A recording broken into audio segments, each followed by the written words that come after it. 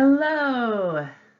In this lesson, we're going to learn how to calculate t, the student t-statistic.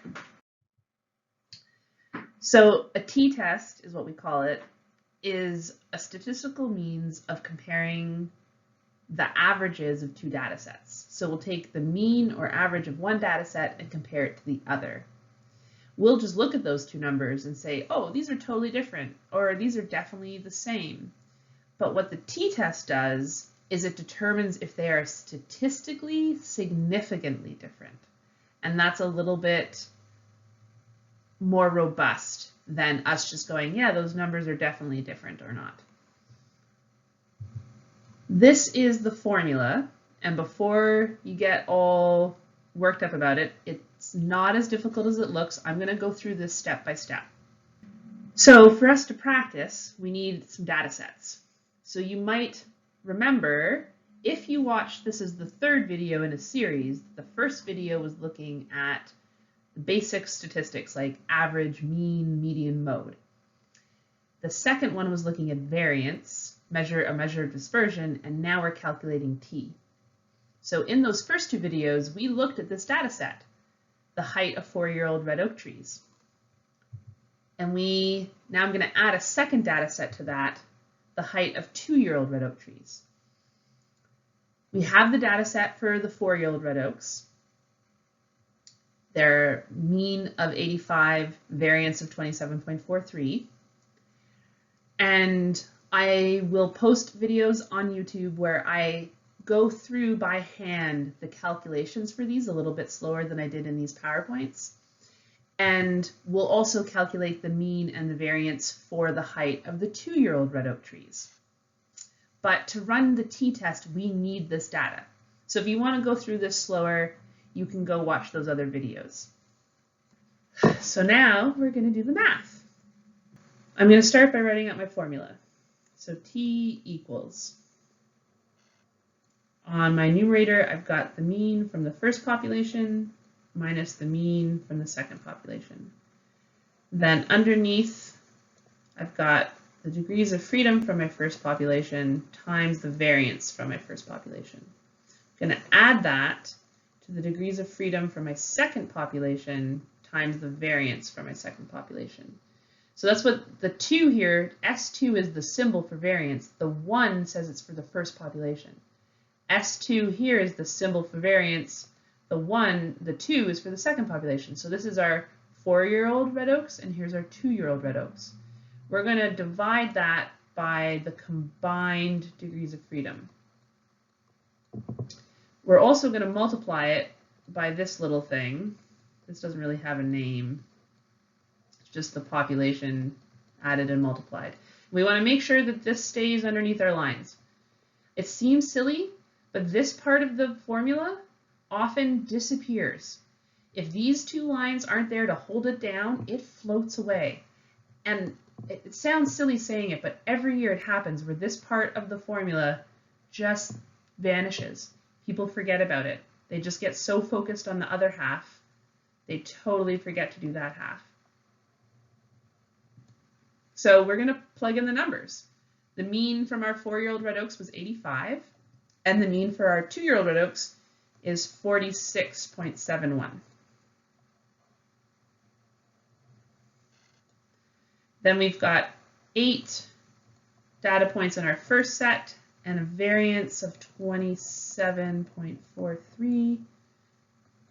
And we have 7 data points in our second set and a variance of 18.77. That's all going to get divided by 8 plus 7 minus 2. And we're going to multiply it by this little number. Make sure it doesn't float away. I'm switching colors because I find it easier not to get lost between each row when I switch colors. So I have to get out a calculator to do this math. I don't know it on my own, but 85 minus 46.71 equals 38.29. And then 8 minus 1 is 7. I feel like we can do that in our heads. And 7 times 27.43 equals 192.01. Then we're going to add that to the next one. So again, 7 minus 1 is 6. When we multiply that by 18.77, we get 112.62. And then underneath, we've got 8 plus 7 minus 2. Okay, over here, 8 plus 7 is 15. 8 times 7 is 56. Switch colors. So we still have our 38.22 on top. And then we're going to have 192.01 plus 112.62 is 304.63 divided by 8 plus 7 is 15 minus 2 is 13. And we're going to multiply that by 15 minus 50 divided by 56. So then I'm going to move this up here. So t equals, I've still got 38.22 up here.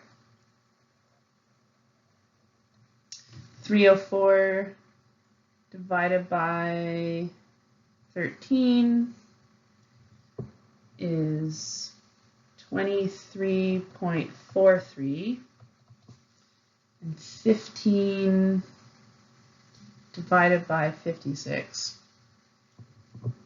is 0.27. Now this is pretty typical. The first number is usually fairly large, and the second number is always 0 point something. That's just because these two numbers, this is always a smaller number than this. Just something to remember, always helps me keep things straight.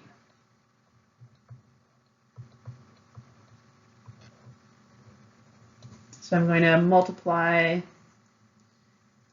0.27 times 23.43, and I get 6.2276. And then, now that I'm down to one number, I have to do this square rooting here.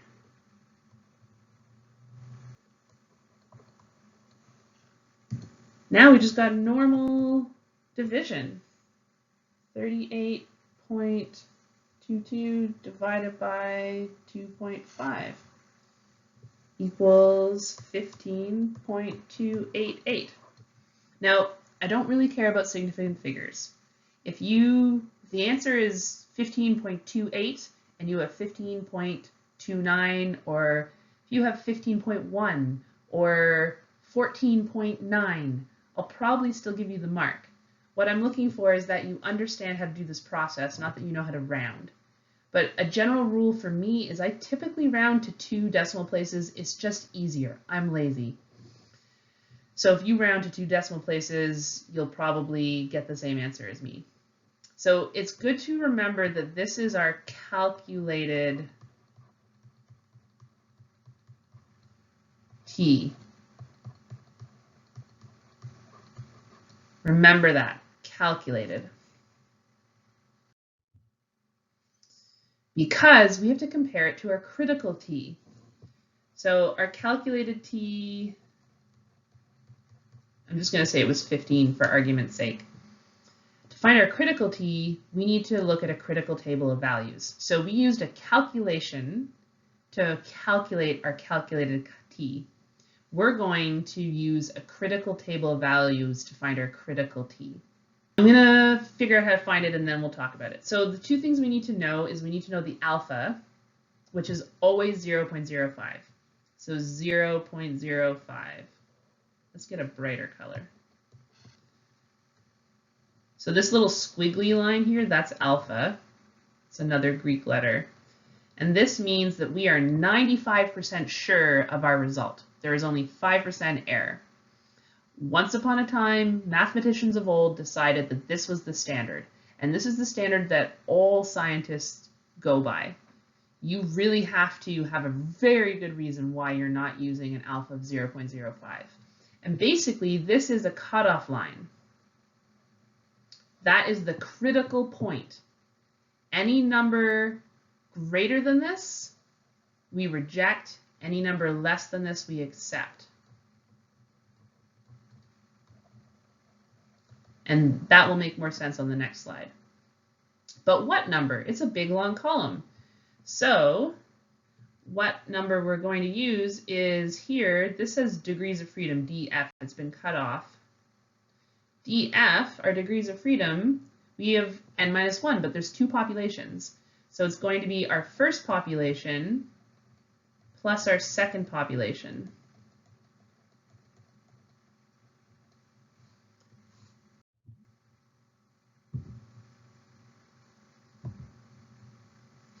So this is our critical chi-squared. Oh, not chi-squared, t. Critical t is 2.1600. Okay, this matters for our next step. So now, is there a difference? So this is comparing it to our null hypothesis.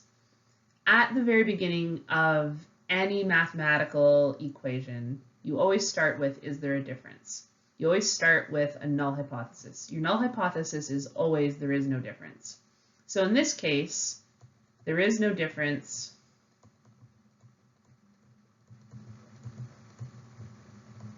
what were we measuring? We were measuring heights. There is no difference in heights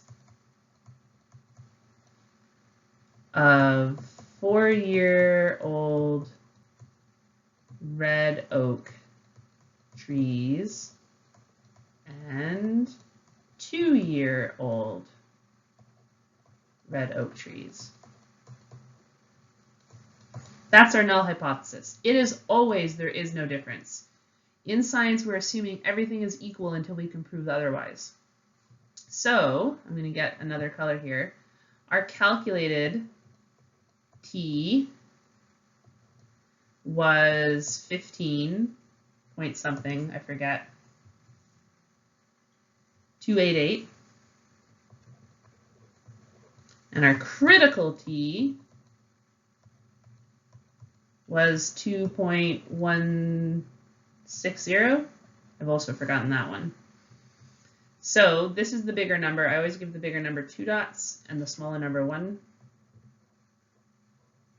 So our calculated t is greater than our critical t. So remember the alpha of 0.005? We had that column and 2.160 was here. Because this calculated t is greater than this, we reject our HO.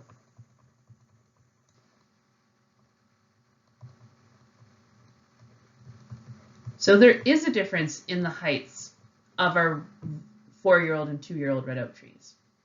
If our calculated t had been less than this, if we'd found a calculated t of 1.3, then it would be on this side, and we would accept our HO. And there is no difference. The two populations of oak tree heights, they're the same. I'm going to do this again and record myself doing the math by hand to give you an idea of how to do the assignment. So there's a t-test assignment where you need to run an entire t-test from null hypothesis, the variance, as well as t, all together in one sitting. So I am going to film myself doing an example like the assignment all together, all in one sitting, so that you see all of those steps. This is just one piece of that. But we've used the t-test. We wanted to know if those two populations were the same or different. And we found that even though we looked at the heights of the 4-year-old red oak trees and they look taller than a 2-year-old, the t-test shows that those two populations are statistically significantly different. That's what we're seeing here. So go watch the other videos. We'll practice. I'm going to have a population, I'm going to practice, we're going to do all these things. This is the steps that you're going to do the t-test assignment that will be on Blackboard. I'm going to do the sample one on the fish of Shadow Lake. You're going to have your test on the snails in Lake St. Pierre and Lake St. Louise, but check out the other videos that help you with this, go through the different steps.